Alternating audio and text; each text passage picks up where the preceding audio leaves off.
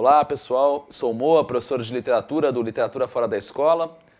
E hoje, excepcionalmente, nós vamos falar sobre um tema que não é literatura. A gente recebeu uma série de pedidos, mandaram e-mail pra gente, mandaram inbox do Facebook, enfim, nossos alunos pediram muito. E a gente vai fazer um vídeo sobre redação no Enem. Olha só, às vésperas do Enem nós vamos falar um pouco sobre a prova de redação do Enem. Bom, vocês sabem que o Enem é uma das provas mais importantes, na verdade, do Brasil, talvez hoje o maior vestibular do país, que dá acesso aí às mais importantes universidades do Brasil. Bom, vamos lá. O que as pessoas sempre perguntam? O que pode cair no Enem? Bom, o que pode cair no Enem como tema de redação, como a própria experiência tem mostrado pra gente através dos anos, o que costuma acontecer no Enem são temas da atualidade de alguma forma, temas da atualidade particularmente da sociedade brasileira. Então a gente já trabalhou aí com propaganda infantil, as eleições já foram tema, enfim, temas da atualidade. Então fiquem atentos em primeiro lugar às atualidades, às questões políticas acontecendo no Brasil, claro, né? Cuidado para pensar em coisas muito específicas, quer dizer, bom, será que vai cair um mensalão? Será que vai cair a questão da Petrobras especificamente? Não, claro que não, né?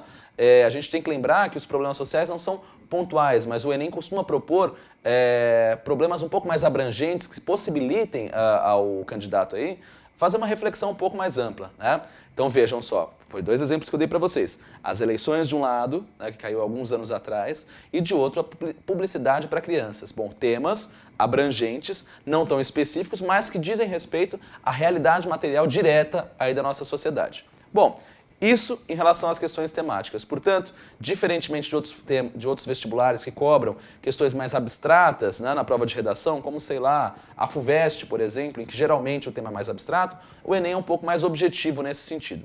Bom, o que o Enem, o que a banca avaliadora espera do candidato que vai prestar o Enem? Ele espera essencialmente que o candidato consiga mobilizar, por um lado, a língua, a norma padrão, a norma culta, portanto, que ele tenha conhecimento da linguagem, das normas gramaticais e assim por diante. Então é importante ficar esperto em relação a isso. Dá uma estudada aí, pessoal, na pontuação, dá uma estudada aí nas regras de acentuação, de crase, os tipos de porquê e assim por diante, né? Que são erros bastante comuns aí do pessoal. Além disso, a banca examinadora espera também que o candidato consiga analisar a proposta ali colocada. Então, quer dizer, é preciso deixar evidente no seu texto, na sua dissertação, no final das contas, que você entendeu qual a proposta. Isso significa que você não pode fugir do tema. Bom, fugir do tema significa o cara te dar uma prova sobre banana e você falar sobre abacaxi. Claro, né? De uma forma mais prática, vamos pensar, significa o cara te propor que você fale das eleições e você falar, por exemplo, da crise do metrô ou da crise da Petrobras. Percebem? Então o que acontece? O tema é uma questão política, uma questão de participação política, qualquer coisa assim, eu tenho que achar de alguma forma, objetivamente, no mundo, onde aquilo está colocado e falar sobre aquilo. Né? Claro que eu posso trazer exemplos laterais que ajudem a construir meu raciocínio argumentativo, mas o tema tem que ser dado, tem que deixar claro já desde o primeiro parágrafo que você está falando sobre aquilo que foi proposto. E isso, claro, se dá onde? Na sua tese. Bom, o primeiro parágrafo, a introdução, você faz uma contextualização, apresenta alguns aspectos do problema e entra na sua tese. Bom, para quem não sabe, o que é uma tese? A tese é uma opinião. Vejam, há um certo mito de que nas redações dos vestibulares você não pode opinar, você não pode se colocar na prova. O que acontece é o seguinte, quando se trata de um texto dissertativo, portanto, um texto em que se disserta, se expõe algo e se argumenta acerca de uma opinião específica, é preciso haver uma opinião sua. Né? Claro que você não precisa se colocar em primeira pessoa para dizer isso, mas é preciso que você dê uma opinião e que não seja meramente a reprodução do senso comum. Então vejam, alguns pontos que a gente já falou. A linguagem, norma culta, a capacidade de interpretar a proposta e focalizar o tema indicado, a apresentação de uma tese, portanto, de uma opinião e, claro, decorrente disso, a argumentação. Então você apresenta uma opinião e, na sequência, você tem que fazer com que seu interlocutor ou a pessoa que está lendo o seu texto se convença daquilo que você está dizendo. Obviamente, as pessoas ficam preocupadas, bom, mas essa minha tese ela pode ser refutada, essa minha tese pode ser rebatida, alguém pode dizer algo contra. Claro que pode, e não há problema nenhum nisso. Toda tese, a princípio, quando a gente está diante de uma análise, toda opinião ela pode ser rebatida, e tudo bem, não é um problema isso. O importante é que você argumente e estruture o seu texto com coerência, quer dizer, você está falando uma coisa em cima, está propondo lá na introdução, já na sua tese, uma ideia específica e você tem que argumentar em relação a ela. E isso tem que ser coerente. Bom, além desses aspectos, portanto, falei agora da argumentação, né? Quer dizer, você tem que convencer um suposto leitor médio aí de que a sua tese faz algum sentido. O Enem vai cobrar, né, como já está colocado no manual aí do candidato, uma proposta de mudança social em função do problema colocado. Ora, isso já nos diz muita coisa. Se há uma proposta a ser feita, significa essencialmente que o tema será um problema.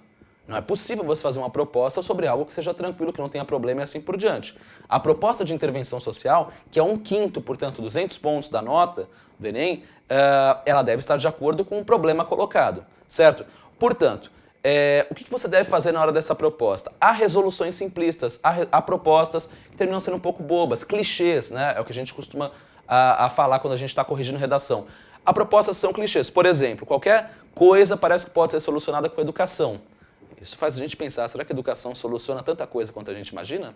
Bom, de qualquer maneira, cuidado com saídas facilitadoras. Bom, é preciso construir mais escolas, é preciso tomar consciência, é preciso que a população se conscientize. Vejam, será que é possível? Será que essas saídas resolvem de fato alguma coisa? Claro que quando o Enem cobra isso, será avaliada a sua capacidade de propor algo que de fato seja coerente, que consiga ter qualquer tipo de intervenção de fato. Portanto, propor escolas, propor campanhas de conscientização, como colocar cartazes e assim por diante, costumam não levar a muitos lugares. Bom, fique atento a esses aspectos que a gente está colocando. Então, retomando, linguagem, interpretação da proposta, capacidade argumentativa e uma tese,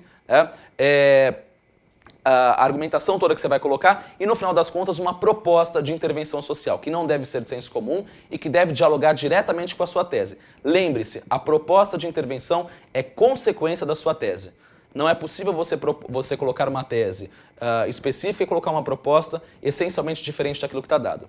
Tudo bem? Lembre-se, no final das contas, uma coisa importante que os avaliadores costumam reclamar, cuidado com a caligrafia. Parece uma coisa besta e secundária, mas lembre-se que há muitas pessoas prestando o Enem. Então é preciso que o avaliador entenda a sua letra. Bom, por fim, espero que vocês tenham uma boa prova, curtam nossos vídeos, compartilhem, acessem nossas páginas e é isso aí. Um excelente Enem para vocês.